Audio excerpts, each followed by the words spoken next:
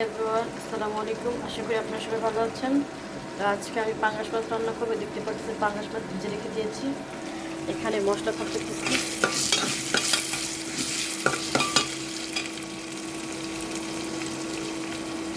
এখানে দেবো মরিচের গুঁড়া, এখানে দেবো হলুদের গুঁড়া। মশলাটা এখন ভালোভাবে কষতে হবে।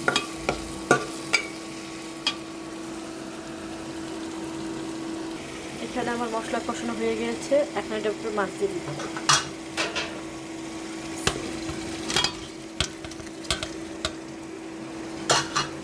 এখানে মাছের ঝোল দিয়ে দিলাম।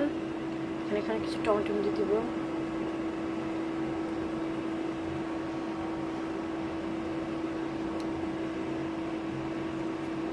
কিছু কাঁচামরিচ দিয়ে দিলাম। এটা এখন একটু বলক আসে, তারপর ফাইনাল লুক দেখাবো আপনাদেরকে, সাথেই থাকবে। ফাইনালি মাছ রান্না শেষ। একটু নামানোর আগে একটু জিরে বাটা দিয়ে দিব।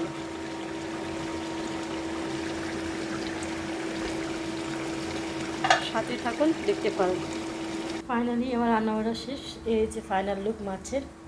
যদি ভালো লাগে লাইক করবেন, কমেন্ট করবেন, শেয়ার করবেন। আসসালামু আলাইকুম।